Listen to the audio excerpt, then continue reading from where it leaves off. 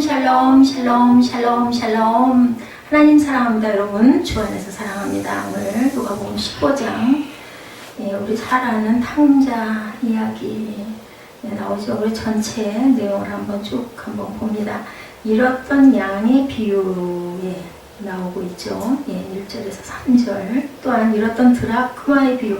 예수님이 많은 비유를 자꾸 말씀을 하시는 거예요. 깨달으라고. 오늘 우리 쭉 교독해서 읽으면서 특별히 오늘 제가 깨달아 안 게 이런 아들 찾으신 아버지 비유. 이 내용 보면 부모님들 생각나죠. 그리고 잃은 드라크마를 찾은 여인 정말 이렇겠죠. 우리 뭐 귀한 거 하나 잃어버리면 정말 눈 빠지게 찾잖아요. 그랬다가 그 찾고 나면 막 기뻐가지고 누구한테 자랑하죠. 그거 찾아놓고. 항상 저는 그 숨어있는 거 생각하면서 숨어있는 게 나를 보고 놀리고 있겠구나 하는 생각을 합니다. 여기 있는데도 못 찾지? 그러는 그 마음. 그리고 잃은 양을 찾은 목자의 비유. 하늘에서 99사람이 그거 한 마리 양 찾은 걸 가지고 너무너무 기뻐한다라는 말씀이 아주 마음에 와서 닿습니다. 이런 그 세 가지의 비유는 세계와 죄인들 그리고 서기관들과 바리새인들과 아주 밀접한 관련을 갖고 있다. 영적으로 이 비유들의 공통점은 잃어버린 것에 초점이 맞추어지고 있다. 그래서 한 영혼이 그렇게 천하보다 귀하다라는 거죠. 악한 자라도 하나님께서는 돌이키고 돌아오기를 회개하고 돌아오기를 기다리시기 때문에 우리가 누구도 마음으로 그저 정죄해서는 절대로 안 된다. 누가 그것을 잘 실천한 사람이 다윗이죠.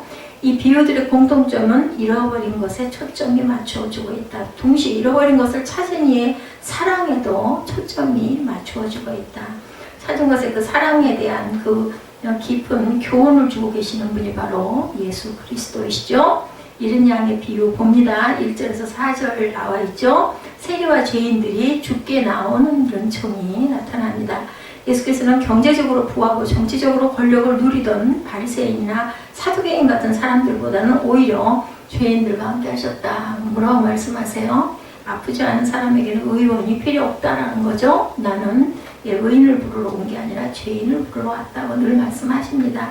죄인이라고 멸시당하는 창기나 세리 그리고 사람들에게 부정하다고 따돌림당하던 여러가지 각종 질병, 특별히 그죠? 한센병이죠. 문둥병, 절뚝발이, 소경과 같은 사람들은 경제적, 종교적, 사회적으로 굉장히 멸시를 당했을 거예요. 지금도 보면 장애 가지고 계신 분들이 얼마나 불편하고 힘들어요. 그래서 다들 따뜻한 시선으로 보려고 하지만 피하려는 눈길이 오히려 더 많습니다. 우리 마음 안에는 뭐 어떻게 할 수도 없고 안타까워서 피하기도 하고. 근데 하나님께서는 그 마음 중심을 보시는 것 같아요. 멸시하는 시선 아니면 정말 불쌍하고 정말 어떻게 뭐라고 위로할 수가 없어서 또한 그런 마음이 들 수도 있습니다.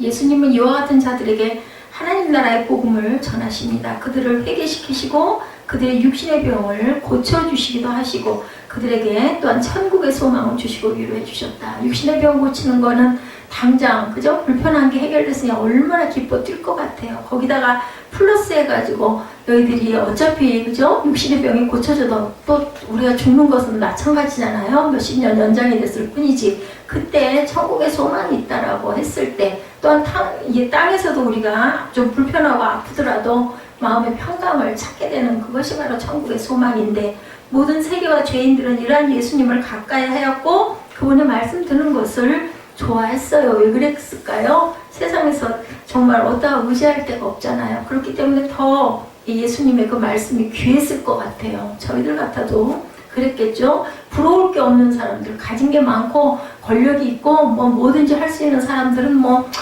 그 좋은 말씀은 말씀이지 하고 그냥 지나쳤을 거예요. 그리고 바리새인 같은 경우는 율법을 달달달 외우는 사람들이니까 오히려 예수님을 미워했겠죠. 왜냐하면 본인들이 알고 있는 것하고 다르게 행동을 하고 계시니까. 하나님은 세상에 약한 자들을 택하셨다고 고린도전서 1장 27절에 증거합니다. 그러나 하나님께서 세상에 미련한 것들을 택하사 지혜 있는 자들을 꼭 부끄럽게 하려 하시고 세상에 약한 것들을 택하사 강한 것들을 부끄럽게 하려 하신다라고 말씀하죠. 잃어버린 양에 대해서 구체적으로 1절과 2절에 말씀하죠.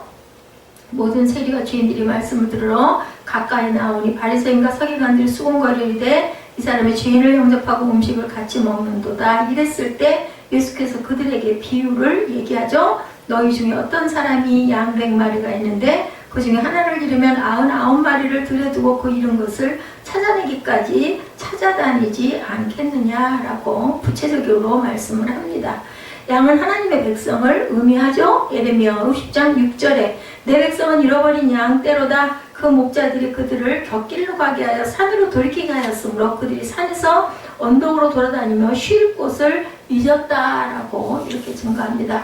주께서 친히 양의 목자가 되신다고 에스겔 34장 15절에 내가 친히 내 양의 목자가 되어 그것들을 누워있게 할지라 주 야훼의 말씀이니라. 우리는 모두 다 양이에요. 양. 기뻐하는 목자 4절에서 5절에 그 내용이 나타났죠. 즐거워 깨어 메고 5절에 그죠? 찾아내니까 너무너무 기뻤어요. 집에 와서 그 목과 이웃을 불러 모으고 말하되 나와 함께 즐기자 나의 잃은 양을 찾아내었노라 하리라. 이것이 바로 누구예요? 잃은 아들 되돌아왔을 때 기뻐하는 아버지의 마음과 똑같이 비유가 되죠. 예수께서 이 땅에 오신 것은 의인을 부르러 오셨다. 아까 제가 말씀드린 것처럼 마태복음 9장 13절에 너희는 가서 내가 금유를 원하고 제사를 원하지 아니하리라 하신 뜻이 무언지 배우라. 나는 의인을 부르러 온 것이 아니요 누구를 죄인을 부르러 왔노라 하시니라. 인자에 온 것은 잃어버린 자를 찾기 위해서라고 누가복음 19장 10절에도 인자가 온 것은 잃어버린 자를 찾아 구원하려 함이니라. 함께 즐기기 위해서 누가복음 15장 오늘 본문의 6절이죠. 그 목과 이웃을 불러 모으고 말하되 나와 함께 즐기자 나 잃은 양을 찾아내었노라 하리라. 우리 기쁘면 어때요? 이웃에게 막 얘기하죠. 요즘은 카톡 하고 얘기하죠. 특히 나 이거 해결됐어. 그러면 제일 먼저 가까운 사람에게 반가운 소식을 알립니다. 이런 마음, 이런 드라크마의 비유가 8절에서 10절에 드러나 있습니다. 10드라크마를 가진 여인이죠. 잃어버린 한 마리 양의 비유를 말씀하신 예수님은 다시 이런 드라크마를 그 비유로 말씀합니다. 예수님이 가만히 보니까 일상 안에 가장 밀접한 것들을, 소소한 것들을 들어서 이렇게 증거를 했어요. 왜냐하면 이해하라고. 여기 있는 사람들은 지금 누구예요? 아주 가난하고 병들고 소외되고, 그죠? 예, 그런 그 사람들, 아픈 사람들이 모여 있었겠죠? 예수님 주변에 아주 뭐 훌륭하게 학식이 있고 바리새인이라고 이런 사람들이 아니에요. 율법학자는 이런 사람들이 아닙니다. 정말 소외된 사람들이 모여 앉았기 때문에 이렇게 쉽고 가까운 예를 들어서 말씀하셨구나 싶습니다. 어떤 여자에게 10드라크마가 있었는데 그 가운데 하나를 잃어버리면 어땠어요? 드라크마는 헬라의 은화로 로마의 데나리온에 해당한다라고 우리가 보면 됩니다. 주전 300년경에 한 드라크마는 양 한 마리의 값이었다고 그래요. 예수님 당시에는 그 가치가 상당히 근데 절감이 되었다고 합니다. 원래는 이렇게 양 한 마리면 굉장하죠? 그 잃어버리면 우리 밤잠 못 잘 것 같지 않아요? 양 한 마리 값이 상당했을 텐데. 따라서 이 여인에게 10드라크마가 있었다는 것은 매우 가난한 여인이었음을 알 수가 있다. 예수님 당시에는 그 드라크마의 가치가 많이 떨어졌기 때문이라는 거죠. 더러운 옷을 입은 가난한 사람들이 야고보서 2장 2절에 만일 너희 회당에 금가락지를 끼고 아름다운 옷을 입은 사람이 들어오고 남루한 옷을 입은 가난한 사람이 들어올 때 우리는 어떻게 할 것인가. 뻔하죠. 잘 차려입고 번쩍번쩍하게 들어오면은 좀 뭔가 좀 긴장이 되죠. 저런 사람이 왔네. 근데 아주 가난하고 남루하게 냄새 피우고 들어오면은 우리 피하고 싶지 않습니다. 솔직히 말해서. 그래도 그러면 안 된다는 거죠. 외로운 자들을 의미한다. 시편 10편 14절에 주께서는 보셨나이다. 주는 재앙과 원한을 감찰하시고 주의 손으로 갚으려 하시오니 외로운 자가 주를 의지하나이다. 주는 벌써부터 고아를 도우시는 이십니다. 이렇게 고백되어져 있습니다. 시편 말씀들이 굉장히 의미가 깊어요.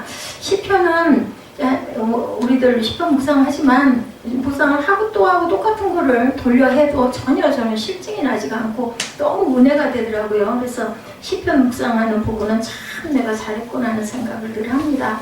잃어버린 한 드라크마에 대해서 8절에 말씀하죠. 그래야 그 여인은 잃어버린 한 드라크마를 등불을 켜서 찾아 나서죠. 팔레스타인 지방의 가난한 서민의 집에는 창문이 없는 것이 보통이었다고 합니다. 그래서 작은 물건을 떨어뜨리거나 잃어버릴 경우 찾으려면 낮이라도 등불을 켜야만 할 정도로 어두웠대요. 왜냐하면 창문이 없기 때문에. 이 여인도 잃은 드라크마를 찾기 위해 한 손에는 등불을 가지고 또 한 손에는 비를 가지고 쓸면서 아마 찾았을 것이라는 거예요. 그 시대의 문화를 보면 소자 중에 하나라도 잃은 것은 아버지의 뜻이 아니라고 마태복음 18장 14절에 증거합니다. 이와 같이 이 작은 자 중에 하나라도 잃은 것은 하늘에 계신 너의 아버지의 뜻이 아니니라. 어떤 것도 아버지는 잃어버리기를 원하지 않는다라는 것을 포기하지 않으려 하시는 하나님이시죠. 그렇기 때문에 독생자 아들까지도 그 희생을 시켜서 우리를 살리셨죠. 의롭게 하기 위해서는 로마서 8장 30절에 또 미리 정하신 그들을 또한 부르신 그들을 또한 어떻게 하셨어요? 의롭게 하시고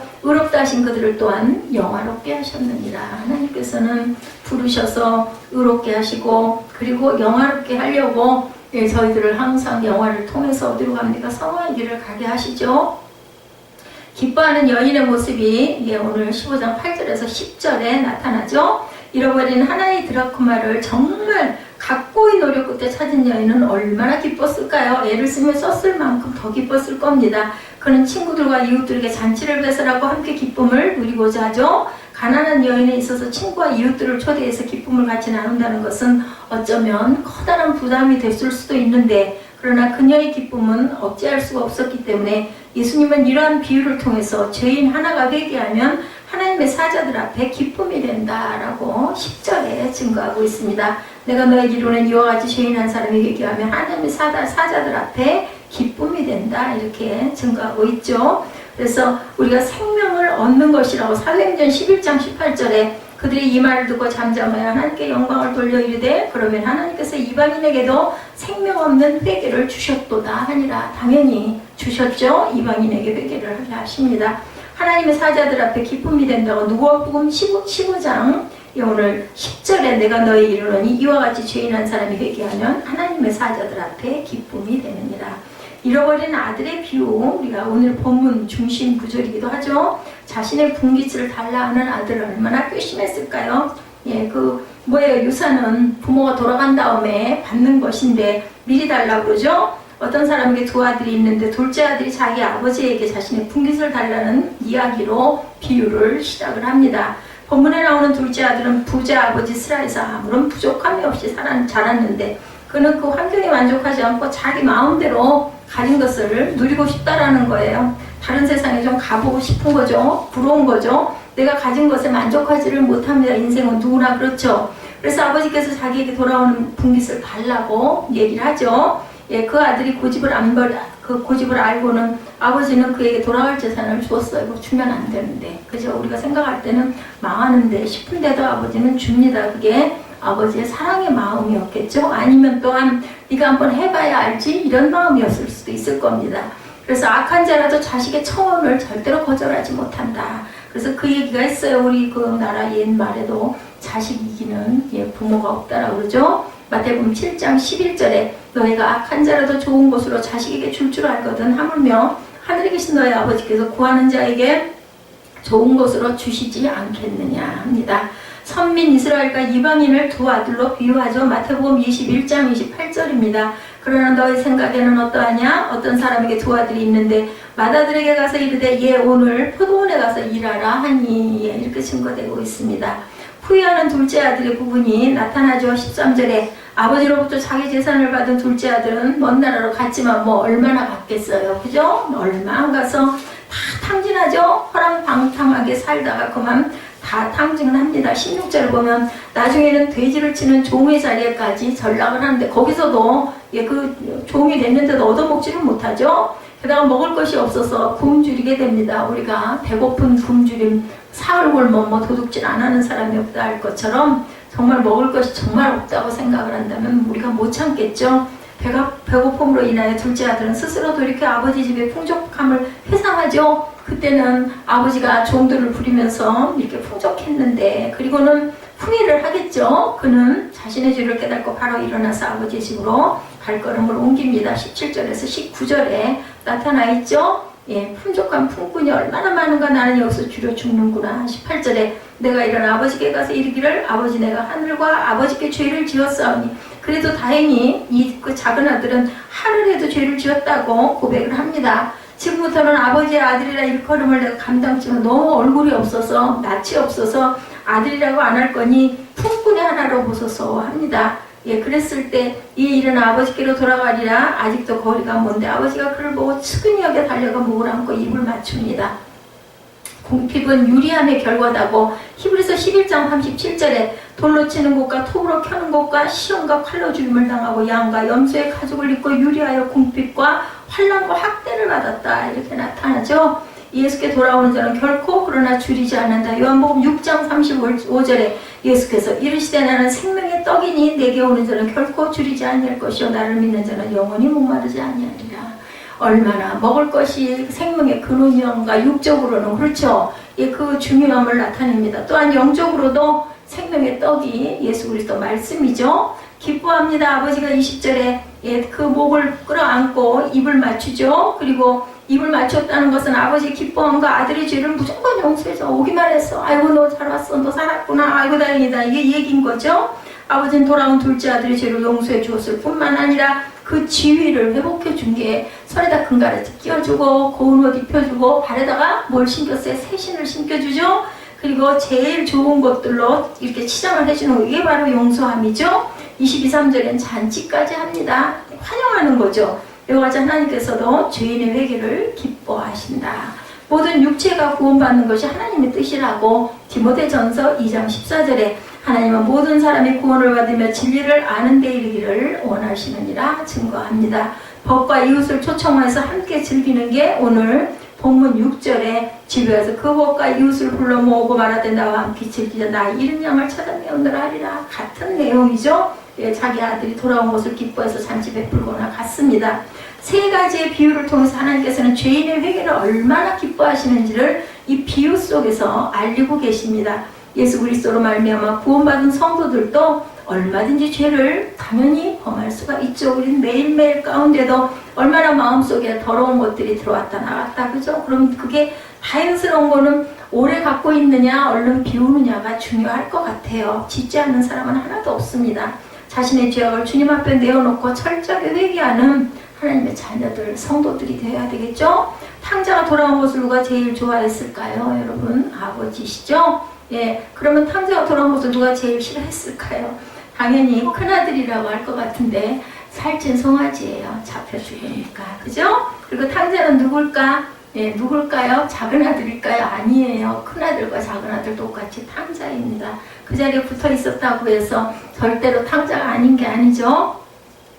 막내 아들만 탕자라고 생각해보는데 여기 형이 하는 그 행동을 보면 똑같은 탕자, 어쩌면 더한 탕자일 수도 있다. 그렇기 때문에 누구도 우리는 정죄하고 지탄을 할 수가 없다라는 거죠. 하나는 집을 나간 탕자, 하나는 집을 지킨 탕자. 이 집 지킨 탕자는 과연 아버지 옆에 있는 게 좋아서 있었을까요? 빨리 아버지 돌아가시면 있는 거 다 내가 받을 거니까 꾹꾹 참고 기다린 거고, 하나는 그냥 들고 칠 거죠. 똑같다라는 거죠.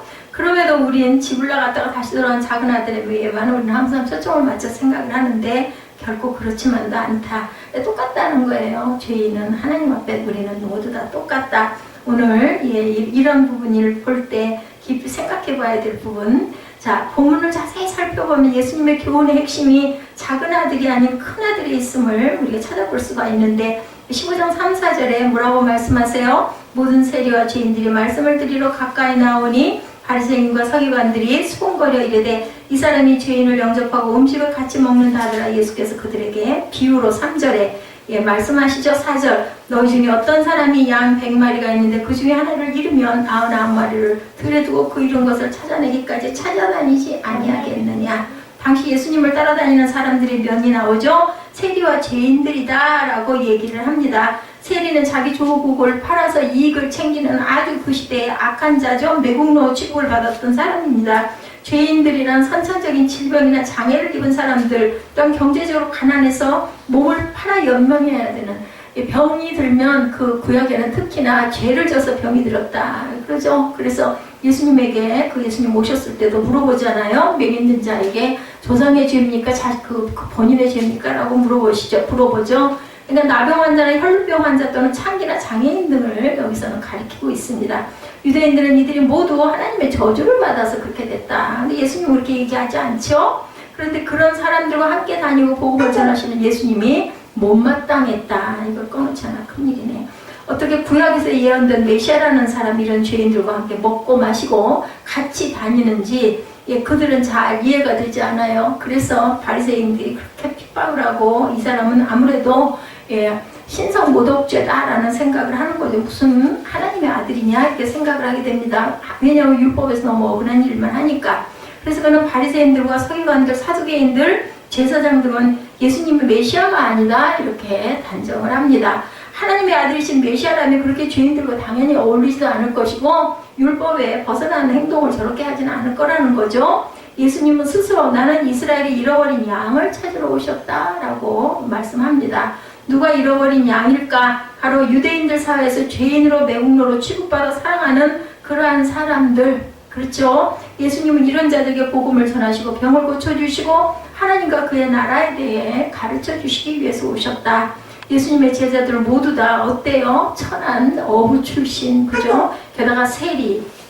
예수님은 이들을 제자로 삼으시고 동고동락을 하십니다. 게다가 예수님은 유대인들이 죄인들이라고 규정하고 혐오하는 사람들, 각종 병자들, 그게 아니라 컴퓨터에서 그래요. 맹인들을 찾아가시거나 받아주시고 그들과 함께 음식을 잡수시기까지 하십니다.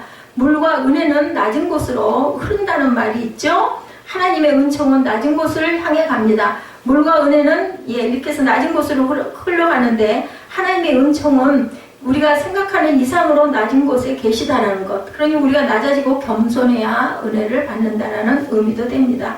교만한 마음에는 성령께서 계실 수가 없죠. 물이 거꾸로 올라갈 수가 없듯이 하나님의 은혜도 교만하고 오만한 심령에는 머물 수가 없다. 혹시 사무엘이면 카톡 보내지 말라고 하세요. 바리새인들이 복음을 받아들이지 못하고 은혜를 받지 못하는 이유가 바로 이것입니다. 눈치가 보이니까 또 그랬을 수도 있네요. 예수님은 자신들만이 가장 하나님을 잘 섬기고 말씀대로 살아간다고 자부하죠. 그것이 바로 문제인데 바리새인과 서기관들에게 누가복음 15장에 세 가지 비유를 들어서 그들의 잘못된 신앙과 삶을 지적하고 있습니다. 세 가지 비유의 첫째는 양의 비유, 둘째가 그 드라크마 비유죠. 세 번째가 오늘 보면 두 아들의 비유의 오늘 중심이죠. 그 다음 예수님의 두 아들 비유에서 바리새인과 서기관들은 어떤 아들인가? 첫째 아들이냐 둘째 아들이냐 이게 중요하다라는 거예요. 첫째 아들이겠죠? 집을 지킨 첫째 아들인가 아니면 집을 나간 둘째 아들인가? 첫째 아들이에요. 집과 아버지의 곁을 지킨 아들, 첫째 아들입니다. 예수님은 이 비유를 바리새인과 서기관들에게 들으라고 하신 말씀인데 그들은 자신들이야말로 하나님과 말씀을 가까이 지켰다, 기꺼이 잘 지켰다, 가까이 있었다, 나는 그 자리를 지켰다라는 거죠. 우리가 자칫 참 깊이 생각해야 될 것은 나 예배 안 빠지고 꼭꼭 드렸고 나 11조 잘했는데 뭘 이런 자부심 그런 것도 우리가 한번 경계하고 조심해 봐야 된다. 매우 자랑스럽게 여깁니다. 그런데 예수님은 그것이 아니다. 너희들이 하나님 곁을 떠나지 않고 말씀대로 살았다고 하지만 실제로는 전혀 그렇지 않다라고 말씀을 합니다. 이것이 바로 두 아들의 비유가 지는 핵심 교훈이라는 것. 집을 지킨 성전을 지키고 말씀을 지켰다고 하는 너희들이 바로 탕자라는 것입니다. 그러면 그 이유가 무엇일까? 25절에서 27절에 말씀하죠. 마다들은 밭에 있다가 돌아와 집에 가까이 왔을 때 풍악과 춤추는 소리를 듣고 한 종을 불러 이 무슨 일인가 하고 물은데 대답하되 당신의 동생이 돌아왔음에 당신의 아버지가 건강한 물을 다시 맞아들게 됨으로 인하여 살찐 송아지를 잡았나이다 하니 마다들은 지금까지 밭에서 일을 하다가 집으로 오는 중이었어요. 마다들은 밭에서 열심히 일을 합니다. 그는 부지런했죠. 자기에게 맡겨진 일을 충실하게 감당합니다. 그런데 그게 다가 아니었죠. 그에게도 부족한 점이 있었어요. 문제는 자신은 모른다는 거예요. 항상 나만 몰라. 다른 사람은 다 아는데 나만 모르는 것이 문제예요. 뭐 그런 얘기 있죠? 주변 사람들이 다 알고 그리고 본인이 맨 나중에 한다는 얘기가 있어요.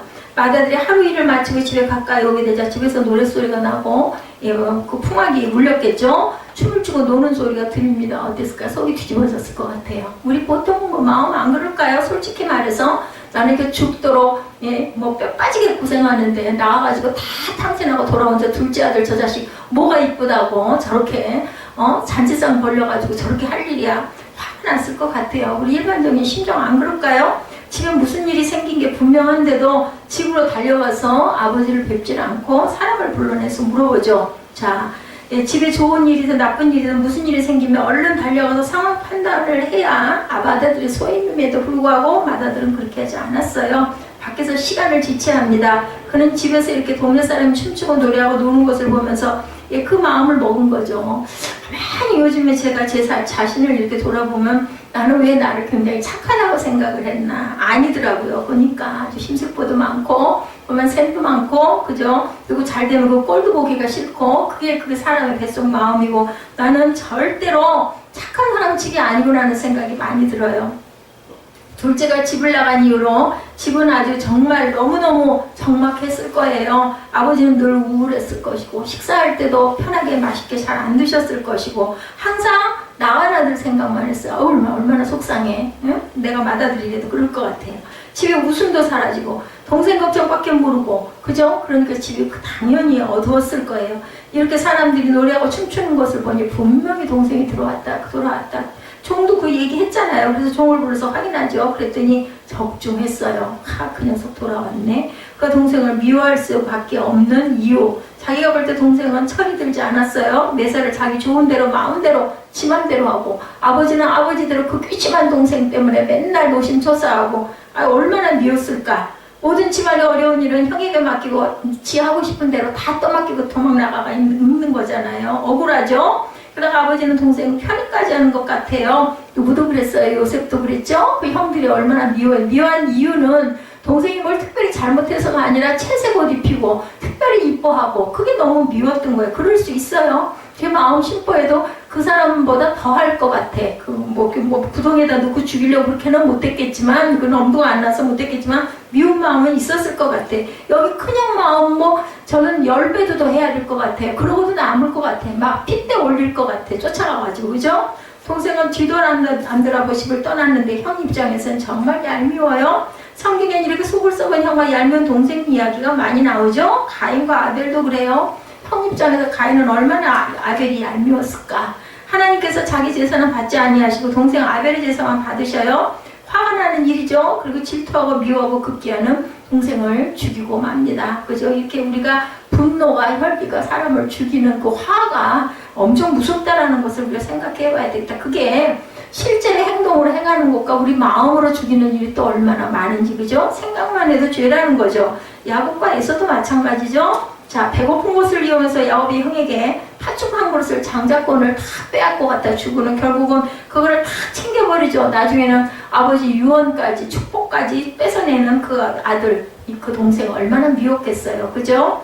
예, 여기 아버지 안 보는 데 가서 두들겨 패고 죽이고 싶은데 아버지는 동생이 집에 들어왔다고 기뻐서 덩실덩실 춤을 추고 놀고 있으니 그 꼴을 보고 싶겠느냐고. 28절에 저가 노하여 들어가기를 즐겨 아니하거늘 아버지가 나와서 권하는데 맏아들은 이제 화가 났어요. 분노가 끌어올랐어요. 그래서 집에 들어가고 싶지가 않았어요.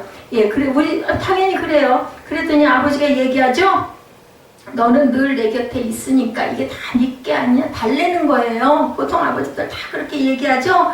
예, 그러고는 뭐라고 얘기해요? 죽었다 살아났으니 잃었다가 얻었기로 우리가 즐거워하고 기뻐하는 게 마땅하지 않냐 라고 다독거립니다. 항상 나와 함께 있으니 내 것이다 얘기합니다.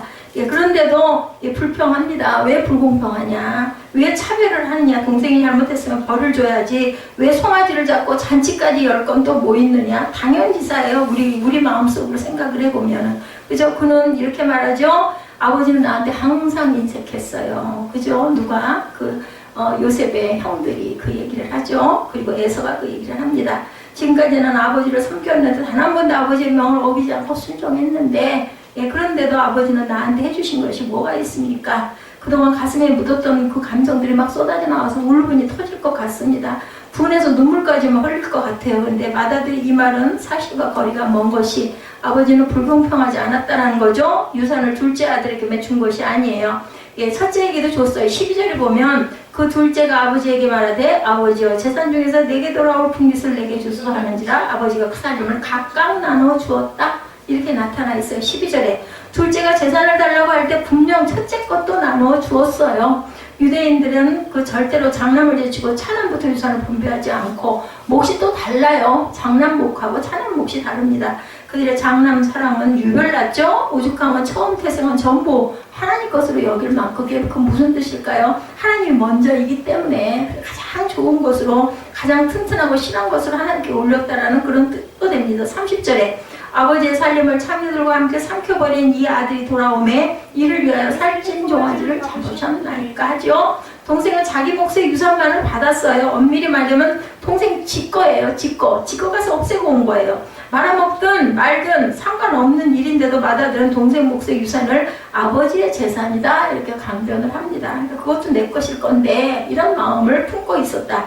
분명히 둘째 것인데도 불구하고 인정하고 싶지가 않았다. 욕심이에요. 우리 아버지를 모셨으니까 아버지 재산은 다 내가 가져야. 그래 내가 여기 이렇게 붙어 있었는데 그러니까 붙어 있었지. 이건 온전한 순종이 아니라는 거죠.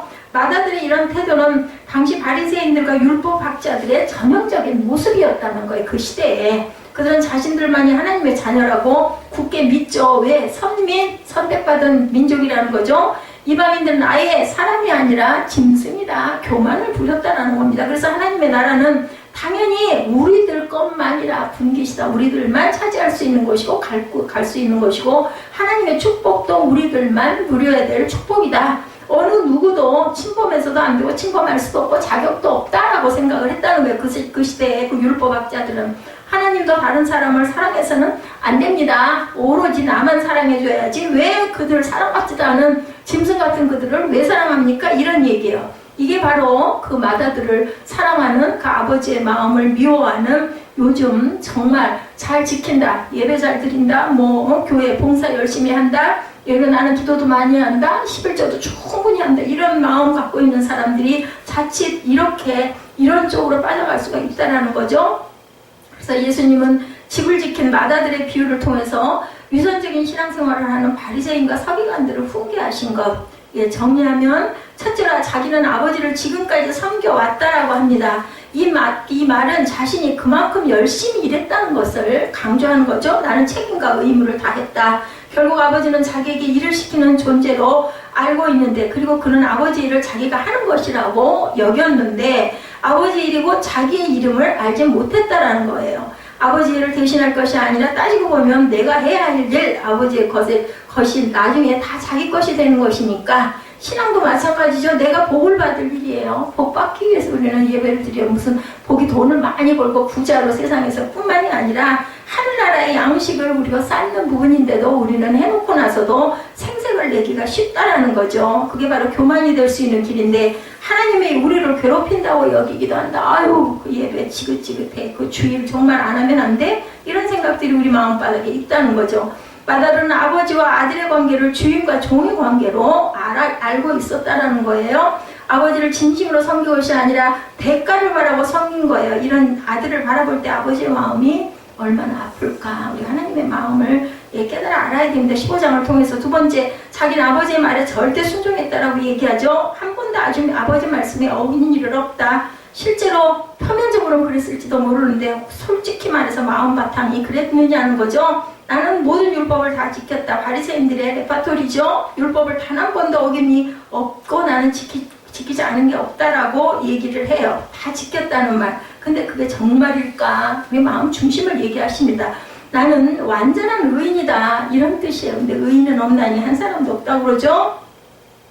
우리가 율법을 지켰다면 예수가 이 세상에 오실 이유가 없어요. 그죠? 그런데 예수님이 오신 거죠. 우리가 율법에 실패한 죄인들이기 때문에 이 세상에 죄인을 구하러 오셨는데 죄인이 아닌 한 사람도 없다라는 거죠. 세 번째는 아버지가 잘못했다. 도대체 내쫓아도 모자랄 판인데 왜 받아주냐는 거죠. 잔치까지 열어준다는 건 말도 안 된다는 거죠. 아버지가 그거 마음에 안 들어요. 의견 충돌도 많습니다. 유독 자기한테만 엄격하고 인색하다고 생각을 한다. 성도들 가운데 하나님께서 하신 일이 내 마음에 들지 않는다고 불평하는 경우도 많이 있습니다. 도대체 왜 나야? 이런 생각할 때도 많죠. 왜 나한테만 이렇게 하시느냐는, 그처럼 아닌 사람도 잘 먹고 잘 살기만 하는데 정말 너무너무 불공평하지 않느냐 이런 생각을 할 때가 많죠. 마지막으로 맏아들은 자신이 동생을 판단하고 정죄까지 합니다. 창녀와 더불어 모든 재산을 탕진했다고 하죠. 확인도 해보지 않고 짐작해서 말을 합니다. 바리새인들이 가장 잘하는 것이 바로 정죄와 판단이라는 것을 우리가 알아야 되겠다. 자기가 도덕적으로 좀 우월하다고 하는 사람들이 이런 오류에 빠지는데, 오죽하면 주님은 형제의 눈 속에 있는 티는 보고 내 눈 속에 있는 들보는 깨달지 못하느냐고도 말씀을 하죠. 마태복음 7장 3절에. 한마디로 맏아들은 아버지의 마음을 몰랐고 헤아리지를 못했다라는 겁니다. 누가 효자일까? 부모의 마음을 알아주는 자식이 효자죠. 하나님의 마음을 아는 성도가 믿음이 좋은 성도. 그렇기 때문에 우리는 오늘도 하나님의 마음을 알고자 우리 누가복음 15장을 다시 한번 깊이 들여다보는 겁니다. 설교는 하나님의 마음을 전해주는 것이 설교고, 설교자는 어떻게 해서라도 성경에 계시된 하나님 마음과 뜻을 전달해주는 데 힘을 써야 되고, 하나님을 오해하게 만드는 설교자는 반드시 하나님의 책망을 받는다는 것. 그래서 말씀을 증거할 때는 정말 이게 맞고 옳은 것인가, 이것을 철저하게 분석할 필요가 있다. 마지막으로 예수께서 보여주신 하나님의 마음은 어때요? 31절과 32절이죠. 아버지가 이르되 얘는 항상 나와 함께 있으니 내 것이 다 내 것이로다. 이 내 동생은 죽었다 살아났으면 내가 잃었다가 얻었기로 우리가 즐거워하고 기뻐하는 것이 마땅하다. 아버지는 자기를 오해하고 격하게 반발하는 아들을 계속 달래죠. 끝까지 설득합니다. 아버지가 아들을 뭐라고 불러요? 얘야, 이렇게 부릅니다. 아가, 야, 아가 하고 부르는 거예요. 다 큰 아들에게 아가. 여호수아가 뭐라고 그랬어요? 그 아간에게도 얘기하죠. 그 아들아 하고 얘기를 하고 부릅니다. 그것은 정말 사랑의 언어로 우리가 부를 줄 알아야 되겠다. 시아버지가 며느리를 아가 하고 부르죠. 사랑한다는 거예요. 소중한 내 자식이라는 뜻을 갖고 있습니다. 10손가락 깨물어서 안 아픈 손가락이 없다고 그래요. 그래서 하나님께서는 어때요? 우리 탕자 같은 우리들도 하나님께서 늘 보호하시고 보살피는 은혜가 있다라는 거. 은혜라는 거는 꼭 줘야 되는 것은 은혜가 아니에요. 주지 않아도 되는 것을 거저 주시는 게 바로 은혜인 거죠. 너는 항상 나와 함께 오신 내 것이다, 내 것이다. 하나님의 것이 다 우리의 것이라는 거죠. 절대로 하나님은 인색한 분이 아니고 안 주겠다라는 게 아니에요. 그렇기 때문에 우리는 받고 누리고 살아가는 것을 특히 5월은 감사의 달입니다. 내 상황이나 내 처지가 비록 내 마음에 흡족하지 않다 할지라도, 그럼에도 불구하고 그래도 이나마라도 얼마나 감사한가. 그죠? 우리가 건강 잃어버리면 정말 아무것도 할 수가 없어요. 내가 아무리 힘들게 허덕거리고 사는 것 같지만 내가 할 수 있으니까 다닐 수 있는 것이다 라는 것을 우리가 감사할 줄 알아야 되겠다. 집을 나간 탕자와 집을 지킨 탕자, 둘 다 탕자. 집을 나간 탕자를 두둔하는 게 아니라 첫째도 잘못했죠. 그러나 둘째에게, 첫째에게 없는 믿음이 있었다라는 거 18절에 일어난 말씀하죠. 내가 일어나 아버지께로 와서 이르기를 아버지 내가 하늘과 아버지께 죄를 지었사오니, 여기 이렇게 나타납니다.